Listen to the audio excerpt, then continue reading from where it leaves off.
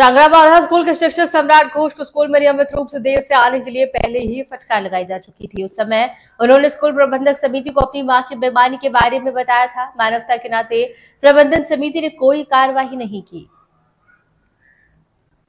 मानवता के नाते प्रबंधन समिति ने कोई कार्रवाई नहीं की है। कुछ दिनों बाद वो फिर कभी कभार देर से आने लगे। इस महीने ये संख्या ज्यादा है। स्कूल के छात्रों से लेकर अभिभावकों तक सभी शिक्षक सुबह समय पर आना चाहते हैं। आज भी वो शिक्षक स्कूल देर से आते हैं।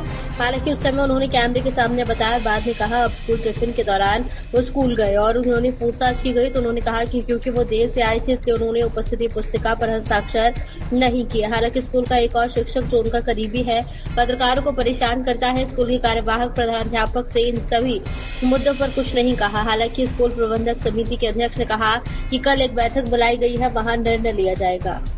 ফোকাস করেছিলেন দেরি করে আসার বিষয়ে, সেটা নিয়ে গার্জিয়ানদের অভিযোগ রয়েছে, তো কি বলবেন সেই বিষয়ে? এখনো তো সেইভাবে আমি কোনো খবর পাইনি। আজকে মিডিয়ার মাধ্যমে আমি জানতে পারলাম। তোমরা আমাকে বললে যে এরকম লেটে আসে বিভিন্ন গার্জিয়ান, কোনো গার্জিয়ানই আজ পর্যন্ত আমাকে কোনো কমপ্লেন করেনি। আজকে আমি এই খবর পাওয়ার পরে টিএসআইকে আমি ফোন করলাম। উনি বললেন যে উনি ছুটিতেই আছেন, আজকে কোনো অ্যাটেন্ডেন্স খাতে সই করেননি। উনি বিদ্যালয়ে এসেছেন এবং ক্লাসও করেছেন। হ্যাঁ, ক্লাস অনেক সময় করতে পারে, ইমার্জেন্সি থাকাকালীন সেই সময়। ও সেই বিষয়টা ওনাকে জিজ্ঞাসা করতে গিয়ে শুধুমাত্র যে ওনার সাথে কথা বলতে যাওয়ার জন্য বিদ্যালয়ের অপর শিক্ষক মনকিশোর শীল উনি সাংবাদিকদের চূড়ান্তভাবে হেনস্থা করেন এবং টিচার্স রুমের সকল শিক্ষকরা উপস্থিত ছিলেন।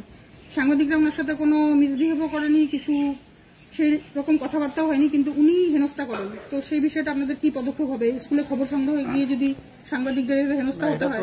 কখনোই কাম্য না। কোনো শিক্ষক মিসবিহেভ করবে সাংবাদিকদের বা যে কাউকেই হোক, এটা কাম্য না কখনো।